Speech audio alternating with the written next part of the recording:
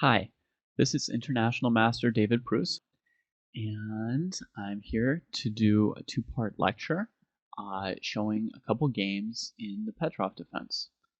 Now, the Petroff defense has stymied a lot of 1e4 players at the world-class level for quite a while. It's generally considered by professional players to be extremely solid, extremely correct, extremely hard for white to make progress against. And at times it's even seen as basically like the death of 1e4, being like so solid and drawish that a really strong player couldn't hope to win a game against another really strong player in this opening. For example, there was a world championship match between Anand and Kramnik, and I mean, I think most people understood that Anand was not going to play e4 against Kramnik, even though he's a lifelong 1e4 player, because of the possibility of Kramnik playing the Petroff, which he's a big master of. And indeed, Anand played 1d4 in that entire match, and it was not at all a surprise, because in a match, you absolutely need to be able to win a couple games with white, and he just didn't believe that he could against the Petroff. So for the longest time, I have not really had any special ideas of how white should play against the Petroff and been kind of afraid of it. I played 1d4 at some point about a year or two ago against somebody who played the Petroff. I played the King's Gambit against somebody else who played the Petroff. And from the many games I've seen, I never really thought white could do anything special in the main lines of the Petroff. So it came as quite a surprise to me a couple weeks ago when Vinay Bhatt, to whom I'm indebted for showing me these games, came in and said like, "Hey, the Petroff's been hurting recently." And I said, "The Petroff hurting? Never. I mean, nobody's even challenging it." But he showed me a couple cool games, and these are extremely recent games. One is from August 2009, the other is from late September 2009, and these are really high-level players, but white came up with some new ideas, and so these are just really pretty games that will perhaps inspire you to be able to play against the Petroff again if you're a 1e4 player. So this lecture is going to cover the first of these two games, and this is a game between Vugar Gashimov and Boris Gelfand. They're both approximately top 10 players in the world, rated about 2740 FIDE. So here we have the Petroff, and Gashimov plays a slightly unusual line. I mean, d4 is not so unusual yet, but in this position here, he takes on e5 with his pawn, whereas the main line, or the more common line at least, would be bishop d3 attacking the knight, and after d5, knight takes e5. And then knight to d7 for black, probably. But anyway, that would be the more common main line. He took on e5 with his pawn. This is a variation which was first introduced to me by Josh Friedel, who said that this is playable for white. Black plays d5, and white plays knight to d2. This simple move just has the goal of gaining a very small bit of development by recapturing on d2 with the bishop. And black can certainly trade on d2 and give white that development tempo, because as you can see, this bishop on d2 is not yet a world beater. But that's, white's modest aim. And in this game, black avoided that with knight to c5, which is also totally playable, I think. White follows up with knight to b3. Now, I think if black trades on b3, that this would give white perhaps a little bit of an advantage, because the half-open a file is a little bit nice, and if black's going to try and control the d4 square, they're going to want to put a pawn on c5, and white might be able to use the extra b pawn to fight for control of the d4 square by playing b4 at a good moment. So, I mean, I think this position might be like mildly pleasant for white. In any case, Gelfand played to e6 here. avoiding that. And I think that it would also be fine for him not to have moved the knight and to have let white try and trade on c5. So I think like an acceptable move for him would even be bishop to e7 or bishop to e6 or bishop to g4. So I think black actually has a lot of latitude on this move here. So I wouldn't consider the present game to refute the Petroff or anything like that. And the point of these two games I'm showing you is not to say like, oh, everyone thought the Petroff was a draw. Actually, it's a loss.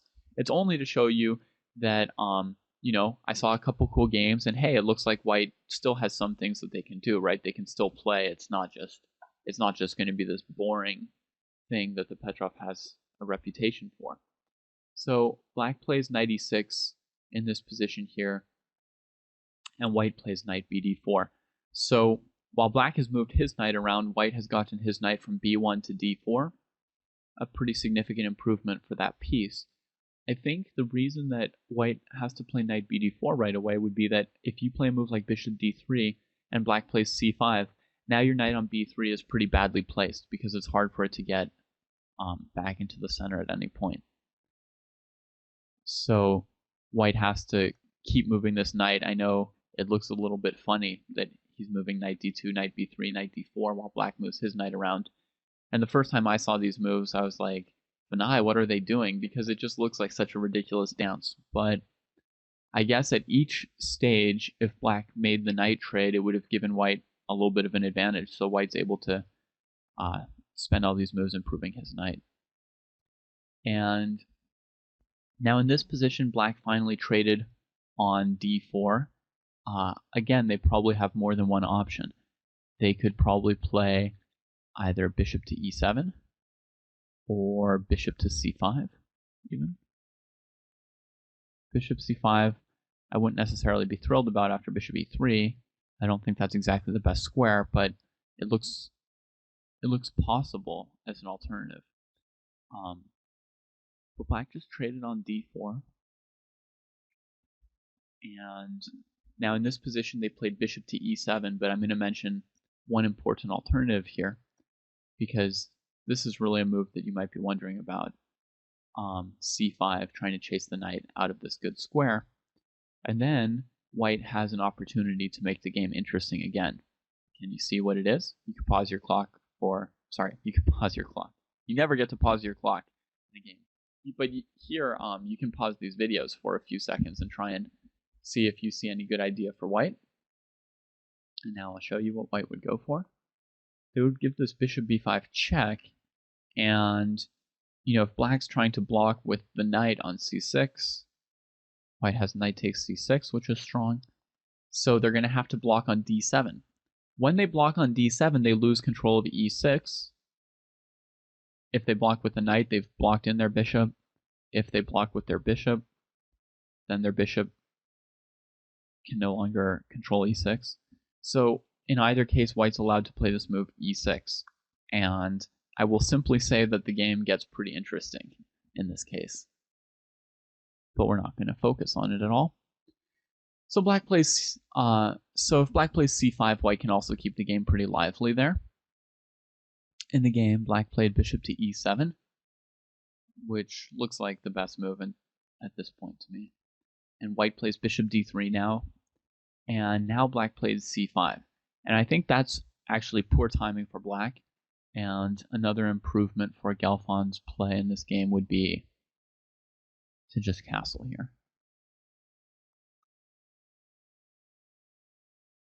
But he played c5. And now white advances knight to f5. And I think that white has a bit of an advantage already at this point. The main threat would be to take the pawn on g7.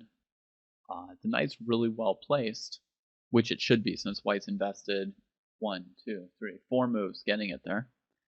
I think black's best move would be to trade off this knight. And then white will recapture, and I might throw in knight c6 for black here.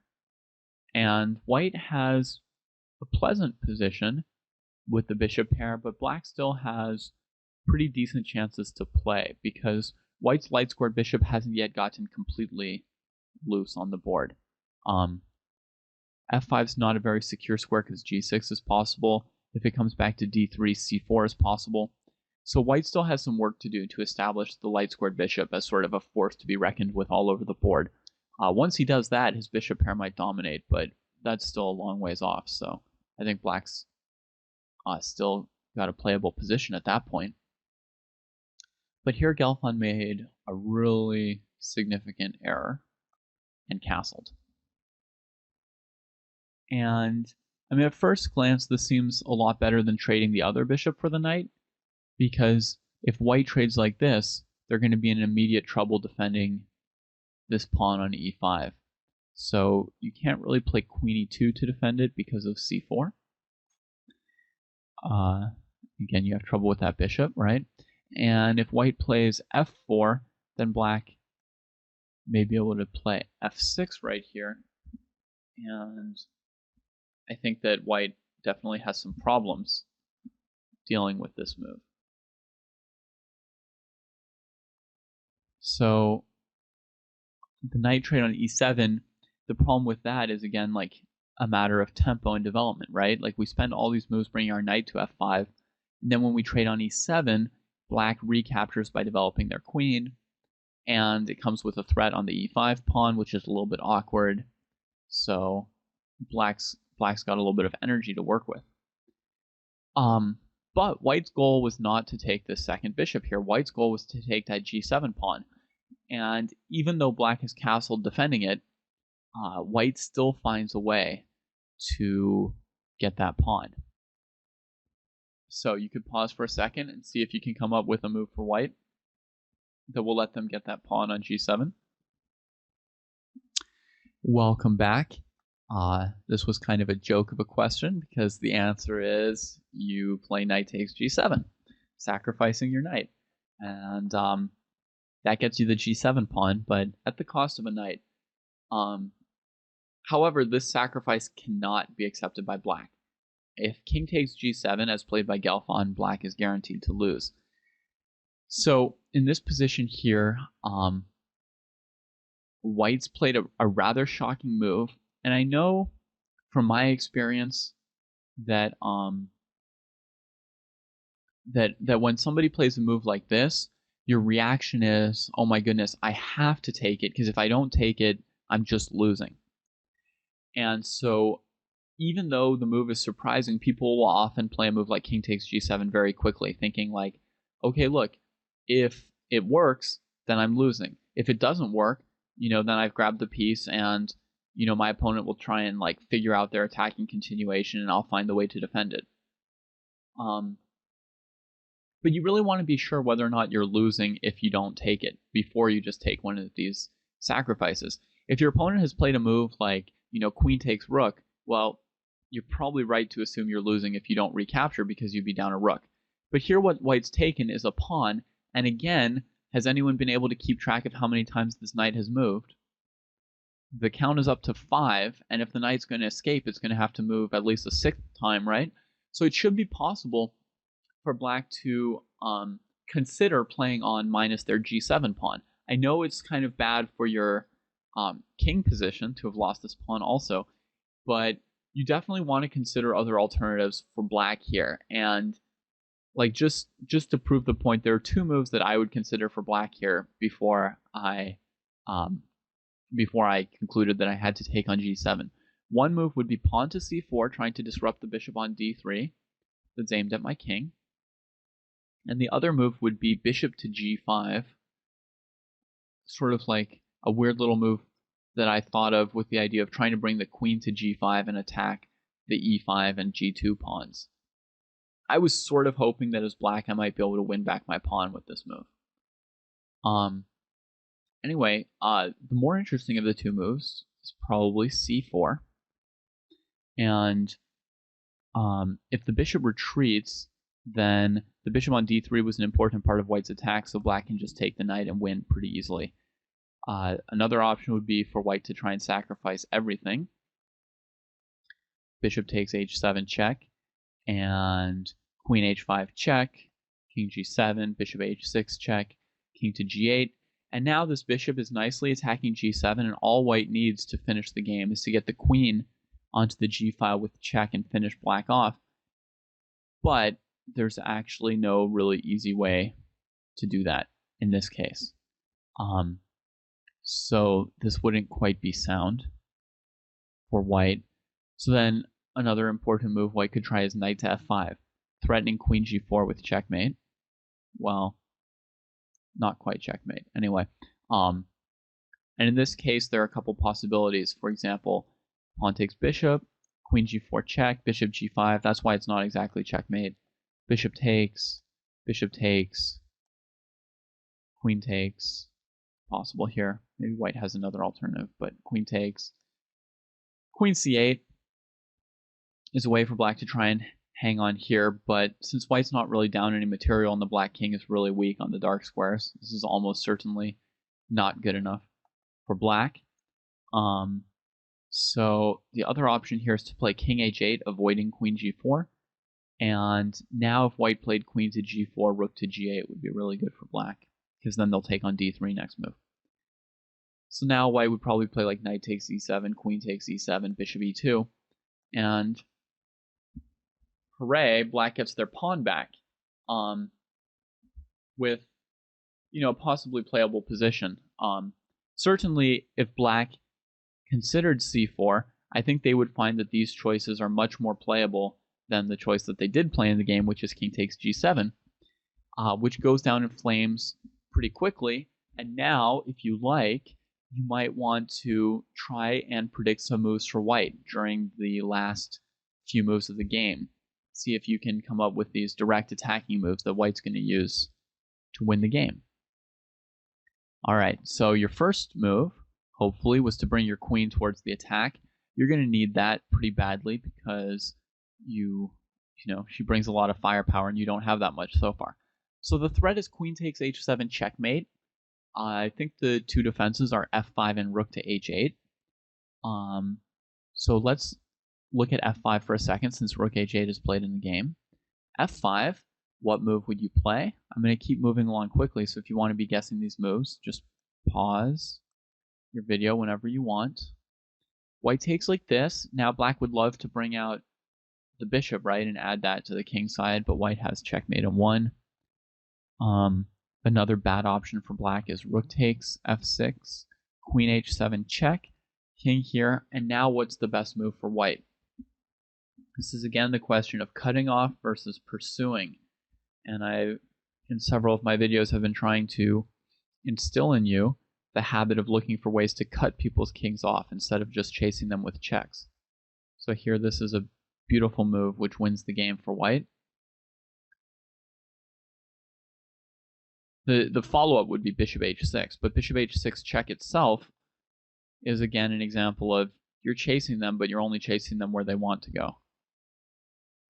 Right? So let's go back a moment here. In the game, Gelfand played rook to h8. Now white plays bishop h6 check. Right, so that adds the bishop in very nicely, cuts the king off, forces him into g8, and now black has two trapped pieces. In this position, there's a very, very beautiful win available for white. But there's also another interesting question available for us to think about. That question is this. Let's say white did not have a direct win in this position. Do you think white would have compensation for a knight in this position? Like, supposing that instead of checkmating black or killing him, I just castled queenside, like, oh, I didn't really have a follow-up in mind. Is the bad position of the black king and rook a sufficient compensation here for black's extra knight? To me, that's like a very interesting question, so I investigated that a little bit. I practiced playing this position a little bit, and I found that basically it's very complicated. It's like maybe enough compensation for white, but not obviously winning. So you can make a note of that in your instincts for looking at sacrifices in your own game and deciding in your own games and deciding whether or not you've got enough compensation. This awkward position of the king and rook, which looks terrible and you might think is easy compensation for a piece, It's actually pretty complicated, and it's not so clear if it's good or bad, or how good or how bad. Okay, but in any case, white does have a devastating and beautiful winning move here. Hopefully one or two of my viewers have found this move by now. Maybe a couple dozen of you have found it. That would be exciting. White's crushing move here is, drum roll, e6. Now, white's threatening queen takes f7 checkmate, pawn takes f7 checkmate, and queen to g4 check. So black's got to do something about this pawn. You can't move your pawn because he'll just come here. You can't defend your pawn with your queen because of queen to g4. So really black needs to capture the pawn on e6 one way or the other. So the less exciting variation is pawn takes e6. In that case, white plays queen to g4 check, right? So the pawn on e6, that move by white is often called like an interference tactic. The point is that, you know, when black took with the pawn, it got in the way of their bishop on c8, controlling the important g4 square. And now this is a very simple combination by white to win back a rook. They're checking the king, forcing him to f7, then their queen gets into g7. The king will obviously escape checkmate in this variation, but now white's just going to actually trade off into an easily winning endgame. Like this, right? They sacked a knight, then they captured a rook. They captured that pawn on h7. You've got a couple passed pawns, and, you know, an easily winning endgame, really. So that's one option after e6. The other choice for black is to take back with their bishop. And now the e5, e6 move was actually also a clearance sacrifice as well as an interference sacrifice. And actually what you'll find is that a lot of moves in chess are both interference and clearance. Like these two themes come together really often. So you throw your pawn forward and force the opponent's pieces to get a little bit tangled up on it, but you also at the same time are clearing some square that you want to use for your pieces. In this case, it's the e5 square that pawn was on. And now white's able to finish black off using that square for their queen, because remember, their queen's trying to get access to g7. Now white's cleared a new route for the queen to get to g7. And if you're really paying attention, you'll see that you're not only aimed at g7, you're also aimed at g3, which could be helpful. So black's options here, I think, are just different shades of checkmate. So for example, they could block your queen with the pawn, and then you have queen e6, which is checkmate. And this is normally a two-bishop checkmate, but here your queen's doing the job of the second bishop. Or they could try and block your queen out with this bishop, and they're covering the g7 checkmate all at once. Looks like a pretty good defense, but after queen g3 check, they simply can't block the g file, and they're going to have to start throwing away a lot of stuff here to try and deal with your attack.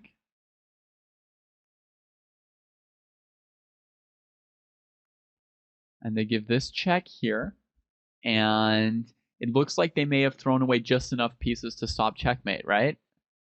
Wrong. White blocks that check while covering the king's one escape square on f8. That's pretty sweet, huh? Or let's see, how else could black lose this game?